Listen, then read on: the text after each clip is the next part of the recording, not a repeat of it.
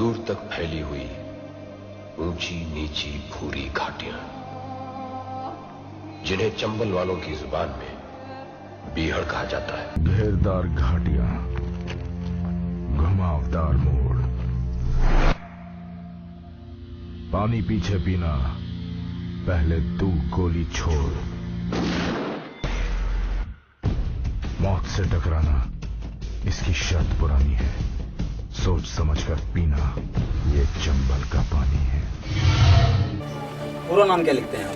सीमा परिहार। सीमा परिहार। Record में क्या नाम है रिकॉर्ड में आपका? जहाँ पर आप बागी के नाम जब रहे तो रिकॉर्ड में पुलिस ने क्या नाम लिखा आपका? यही लिखा। सीमा परिहार नाम लिखा। वो कौन सा दिन था, कौन सा वार था, कौन सा सन था वो जब आप पहली बार घर से बाहर निकले बागी के लिए?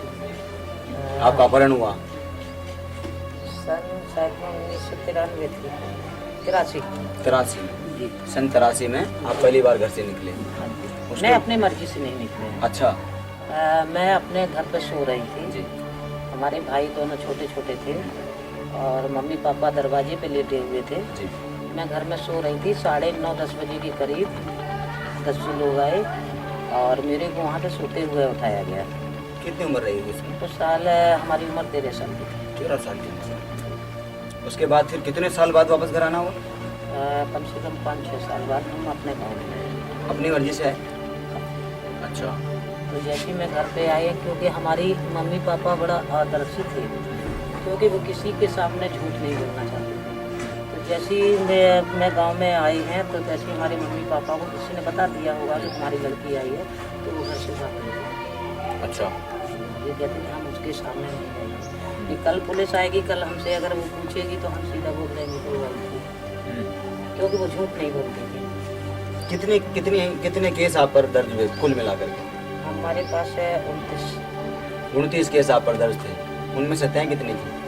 उसमें 3-4 हत्याएं भी थी। 3-4 हत्याएं थी, बाकी सब अन्य लूट डकैती की थी और पुलिस मुठभेड़ थी। अच्छा। ऐसी कौन सी कोई ऐसा कोई सीन आपको याद आता हो, ऐसा कोई जिसने ऐसा कोई घटना, ऐसा कोई कत्ल जिसने चंबल घाटी में शोहरत कर दी हो उस समय की आज ये दिन था कि सीमा परिहार पूरे देश में छा गई? नहीं, ऐसा है कि मैं चंबल घाटी में जरूर रही हूँ और जिस तरीके से चंबल घाटी को आदमी बदनाम करता है उस तरीके से ऐसा कुछ नहीं है। कुछ समाज ऐसा होता है, वो परिस्थितियाँ बना देता है तो मजबूरन आदमी को चंबल में जाना पड़ता है, यहाँ पे बदनाम करना पड़ता है। ये मेरा अगर मानना ये है कि अगर हर व्यक्ति चाहता है कि हमें सामान्य जीवन जीना चाहिए और 2 वक्त की रोटी मिलना चाहिए, लेकिन कुछ समाज ऐसा है वो पीड़ित ज्यादा करता है। उस समय के समाज में और आज के समाज में कुछ परिवर्तन आया? काफी अंतर है और अंतर पहले भी था, लेकिन कुछ समाज ऐसा है, कुछ समाज ऐसा है कि पहले की लड़ाइयाँ ऐसी थी कि घर में पंचायत लगा के या गांव में पंचायत लग के सुलझा हो जाती थी, लेकिन आज की स्थिति में नहीं होती। अगर भाई भाई में तनाव हो गया तो सीधा पुलिस थाने होती है। तो परिवर्तन तो बहुत ज्यादा हो चुका है। पहले फैसले होते थे। पहले ऐसा था कि पहले पुलिस थाना इतना था नहीं और पहले ऐसा था कि एक दूसरे के जो बुजुर्ग होते थे तो उनका फैसला मानते थे, क्योंकि वो मुँह देखा कभी फैसला नहीं करते थे तो उनको पंच बोला जाता था। जैसे 4 जने बैठ के पंच में बैठते थे, जो 5 आदमी 10 बैठ के जिस पंचायत को फैसला कर देता है उसको पालन किया जाता है। और दूसरी बात ये थी जो पंच करने आते चाहे वो घर का सदस्य हो बाहर का हो, लेकिन कभी एक तरफा बात नहीं करते थे। आज की स्थिति ये है कि अगर किसी की लड़ाई हो, भाई भाई की लड़ाई हो या दूसरे की लड़ाई हो, तो यहाँ पर मुँह देख के पंचायत होती है, तो इसी चीज का पालन नहीं होता। वो घटना कौन सी थी जिसने बहुत शोहरत कर दी चंबल घाटी में कि ये सबसे बड़ा केस था, ये सबसे बड़ा हमारा एनकाउंटर था, या क्या ऐसे कोई घटना याद आती है जिसने? नहीं, देखो ऐसा है कि मैंने चंबल में जरूर रहे हैं। जब अगर कोई चीज़ ऐसा है कि किसी को, जैसे मेरे पे हत्या हुई है, जैसे मैं ये नहीं कहते कि मेरे ऊपर हत्या का कांड नहीं था, ठीक है, जब मैं उस गंदगी में रहे हैं तो देखो वो भी हो जाता है। अगर गैंग का एक सदस्य करके आता है, वो 10 जने हैं, 10 अगर डिक्लियर हैं 10 अगर बागी न होते तो क्या इच्छा थी, क्या क्या बनते? अरे भाई तो जैसे हमारे हम 4 बहनें हैं, जो 3 बहनें अपने घर में है, परिवार कुशल है, तो वही आपकी कोई जैसे आज की बेटियों की एक होती है कि मैं डॉक्टर बनूं, मैं इंजीनियर बनूं, आपका क्या मन था? नहीं, ऐसा था कि मेरा पिताजी इतने गरीब थे, उनकी स्थिति ये नहीं थी कि वो पढ़ा सकते थे। तो हमारे कोई भाई बहन पढ़े नहीं थे, क्योंकि उनको ना हमारे पिताजी कोई बिजनेस थी, ना हमारे पिताजी पे कोई क्या नाम है जमीन थी। तो जब जिस आदमी के पास में ना जमीन है ना कोई बिजनेस है तो वो कैसे अपने बच्चे को पढ़ा सकते हैं। तो हमारे कहना पिताजी भेड़ बकरियां पाल के तो अपने बच्चों का भरण पोषण करते थे, पेट पालते थे। माँ क्या करती थी? माँ हमारे घर में रहती थी। अच्छा अच्छा। अभी मदर फादर है? नहीं, दोनों खत्म हो चुके हैं। यहीं दिलियापुर में कटा। आपको सजा क्या हुई थी? नहीं, आपको सजा नहीं हुई? आप जेल नहीं रहे कभी? नहीं जेल रहा हूँ। जेल का मतलब अपराधी के तौर पर नहीं रहे? जी नहीं, ऐसा है कि मैं ठीक है गुनाह मैंने किया है उसका वाले, लेकिन आज दिन तक मेरा जितना मैंने जो गुनाह किया है सब मेरे को सरकार ने मेरे को दोष मुक्त किया है। क्या कारण थे मौत करने? देखो ऐसा है कि इसमें सच्चाई कभी झुकती नहीं। जो सच था वो दुनिया के सामने आ गया, वो कानून के सामने भी आ गया।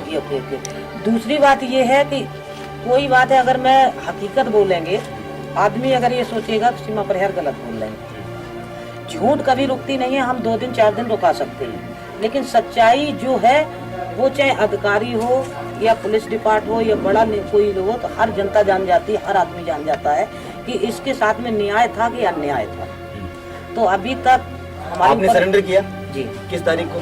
मैंने 1 दिसंबर 2000 में किया। 1 दिसंबर 2000 को। किसके सामने? यहाँ तुम्हारे DMSP के सामने। कहाँ? कौन जिला? वो है जिला अधिकारी के सामने यहाँ और ये जिला और जिले में DM और अधिकारियों के सामने आप? हाँ, मैं जिला अधिकारी के सामने समर्पण कर दिया। समर्पण करने के बाद में आपको हिरासत में लिया? हाँ जी, मैं जेल गई। मैं 3 साल 3 महीना जेल में रही। 3 साल 3 महीने रहे। वो जब जेल गए, पहला जो रात थी जेल की, वो कैसी रही? ऐसा था कि पहले ये जब मैं रात थी, मैं तो बड़ा मैं जब गई थी पहले मेरे को अलग वारंट दी जाती थी, तो मैंने मना कर दिया था। मैंने यहीं से मना कर दिया था कोर्ट के द्वारा। सीमा परिहार थी इसलिए अलग दे दिया थी। हाँ, सामान्य लोग होते तो इधर भर देते बकरियों की तरह। उस टाइम पे मेरा बच्चा छोटा था, 1.5 साल का था, तो मैं वो भी एक कारण था। हाँ, नहीं उनने प्रशासन तो मेरे को अलग वारंट दे रहा था, लेकिन मैंने नहीं लिया था, क्योंकि बच्चा अकेला नहीं रुक सकता था। और जब मैं गई थी तो वहाँ पर 35 महिला थी, तो 2-4 महिला तो जब मैं वहाँ पर लेटी थी तो वो रात की बाथरूम करने तक नहीं गई है पूरी दिन रात, डर के वजह से कि ऐसा ना हो जाए कि सीमा परिहार के सामने होके जाएंगे, कहीं पैर का एरो होगा तो हमें ये मानने ना लगे। क्योंकि जब वहाँ पे मैं काफ़ी दिन रहे हैं, तो वहाँ पर जब बातें धीरे धीरे उजागर हुई कि जिस दिन मैं कही दीदी आप आई थी, हमारा तो पेट फूल गया था। हमने क्यों? कि मैं बाथरूम करने नहीं गई। तो हम तो नहीं अंदर से जानते थे कि क्यों ये डरती हैं। तो जब वहाँ पे कोई व्यक्ति पे उस समय इतना ट्रेलर था कि लोग पेशाब करने नहीं जाते थे डर से, और आज ये स्थितियाँ हैं कि कोई मजबूरी होती है, कोई दुख दर्द होता है, कोई आफत आ जाए, कोई पीड़ा आ जाए किसी गरीब को, तो सीधा सीमा परिहार का दरवाजा खटखटाता। देखिए ऐसा है कि हर गांव की जनता जो देहात से जुड़ी हो, और क्योंकि हर देहात में पेपर तक नहीं जाता है, जो सच्चाई पहल तक पहुंच सके, तो उसमें ये दहेज उत्पीड़न की महिला जाती है जेल के अंदर, और कुछ थोड़ी बहुत वैसी घटना हो जाती तो जाती है। तो हर व्यक्ति तो नहीं जानता है, क्योंकि वो नाम इतना विख्यात था, इतना नाम विख्यात था, तो इस वजह से तो हम जितना नाम का खौफ था उतना आपका नहीं था। आप उतने सीधे साधे रहे। मैं तो हर हमेशा जैसी आज बैठी तैसी रहे। नहीं, दुनिया को बताना नहीं चाहते हैं या कहीं न कहीं कोई? मैं जंगल में जरूर रही हूँ, लेकिन अगर मैं हैमान बन के नहीं रहे, इंसान बन के रहे। ये दुनिया कैसे मानेगी? आज के रूप को देखेंगे तो मानेंगे ही नहीं लोग कि आप कभी रहे नहीं। मैं अपने मुँह से मनाना नहीं चाहते। मैं जिस क्षेत्र में रहे हैं, जो आदमी प्रमाण लेना चाहता है, मैं तो यहाँ बैठी हूँ ना, वो आदमी पूरा क्षेत्र